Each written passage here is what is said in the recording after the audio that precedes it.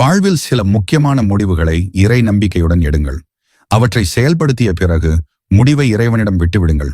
இறைவனை நம்பி நீங்கள் செய்யும் ஒவ்வொரு காரியமும் இறைவனால் தீர்மானிக்கப்படுகிறது என்பதை மறக்காதீர்கள். வாழ்வில் நடக்கும் அனைத்தும் உங்களுக்கு எதிராகத்தான் இருக்கிறது என்று கவலைப்படாதீர்கள். சிரமங்களை பார்த்து கலங்காதீர்கள். நம்பிக்கையுடனும் பொறுமையுடனும் உங்கள் கடமைகளை செய்து வாருங்கள். இந்த நிலையும் மாறும். நீங்கள் யாருக்காகவும் எதற்காகவும் உங்களை நீங்களே வருத்திக் கொள்வதால் உங்களுக்கு எந்த நன்மையும் கிடைக்காது. தேவையற்ற மனக்குழப்பமும் கஷ்டமும் மட்டுமே மிஞ்சும். மனதில் பாரம் வேண்டாம். இந்த உலகில் ஒவ்வொரு ஜீவனுக்கும் ஒவ்வொரு குணம் உண்டு. அதை அப்படியே ஏற்றுக்கொள்ளுங்கள். இப்படித்தான் இருக்க வேண்டும் என்று யாரிடமும் எதிர்பார்க்காதீர்கள். நீங்கள் எப்படி இருக்க வேண்டுமோ அப்படியே இருங்கள். உங்களை உயர்த்திக் கொள்ளுங்கள். சிலவற்றை மறப்பது கடினம், சிலவற்றை இழப்பது கொடுமை, சிலவற்றை பிரிப்பது சாபம். எனினும் எதுவும் நிரந்தரமில்லாத உலகில் எல்லாவற்றையும் ஏற்றுக்கொள்வது நல்லது.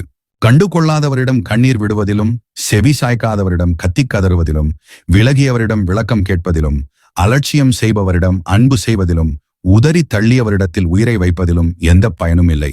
தன்மானத்தை இழந்து எதையும் அடைய வேண்டும் என்று அவசியமில்லை. எந்த இடத்தில் நம்மை வைக்கிறார்களோ அதே இடத்தில் அவர்களையும் நாம் வைத்துவிட வேண்டும். உறவுகள் முக்கியம்தான், அதைவிட சுயமரியாதை மிக முக்கியம். உங்கள் மனம் வருந்தினாலே போதும். உங்களுக்கு பாதிப்பை தந்தவர்களுக்கான தண்டனையை காலம் கொடுத்தே தீரும். எல்லாமே உடனே நடக்க வேண்டும் என்று நினைக்காதீர்கள். தாமதமானாலும் எப்போதும் தர்மமே வெல்லும். உங்கள் கஷ்டம் நஷ்டம் எதுவாக இருந்தாலும் அது உங்களுக்கே வலிவேதனையும். அடுத்தவர்களுக்கு அது வெறும் கதைதான் என்பதை உணர்ந்து உங்களுக்கு நீங்களே ஆறுதல் கூறும் வகையில் மனதைரியத்தை வளர்த்துக் கொள்ளுங்கள். எதுவும் இல்லாதவனுக்கு எது கிடைத்தாலும் அது ஆச்சரியமாகத்தான் தெரியும்.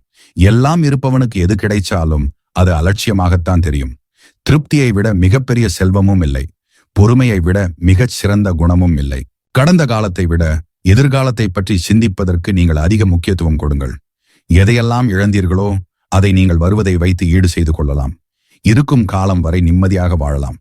பிறர் நம்மை தவறாகவோ அல்லது இழிவாகவோ பேசுகிறார்கள் என்று கவலைப்பட வேண்டாம். அவர்களுக்கு எப்போது தண்டனை கிடைக்க வேண்டுமோ அதற்கு உரிய நேரத்தில் சரியாக கிடைக்கும்.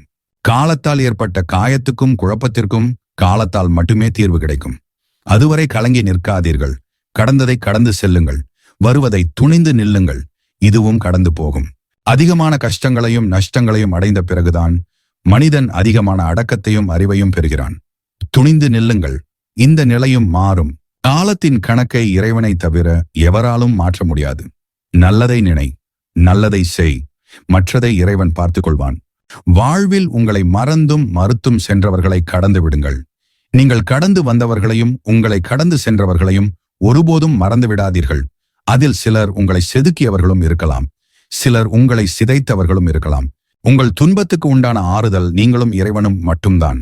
சகல மனிதர்களிடம் எதிர்பார்த்தால் உங்கள் முகத்துக்கு முன்னாடி ஆறுதலும் உங்கள் முதுகுக்கு பின்னாடி கேலியும் கிண்டலும் தான் நிறைந்திருக்கும். வாழ்வில் ஏமாற்றம் ஏற்படும் போது நிதானமாக யோசித்தால் நாம் எதிர்பார்ப்பே தவறு என்று புரியும். பெற்றது வெற்றியோ தோல்வியோ எதுவாக இருந்தாலும் அங்கே கற்பது வாழ்க்கை பாடம். யார் வேண்டுமானாலும் குளத்தை கலங்கடிக்க முடியும். கலங்கிய குளத்தை தெளிய வைக்க அந்த குளத்தால் மட்டுமே முடியும். உங்கள் மனமும் அப்படித்தான். கலங்கிய மனதை தெளிய வைக்க உங்களால் மட்டுமே முடியும். சிலரை நீங்கள் முக்கியம் என நினைக்கும் வரைதான் அவர்களால் உங்களை காயப்படுத்த முடியும். அதுவே சிலரை கண்டு கொள்ளாமல் இருந்து பாருங்கள். உங்கள் மனவலிகள் குறையும். என்ன செய்ய வேண்டும் என்பதை விட என்ன செய்யக்கூடாது என்பதை மனிதன் புரிந்து கொள்ள வேண்டும். ஒரு பாவம் செய்வது எளிது, ஆனால் அந்த பாவத்தை கழிப்பது என்பது மிக மிக கடினம்.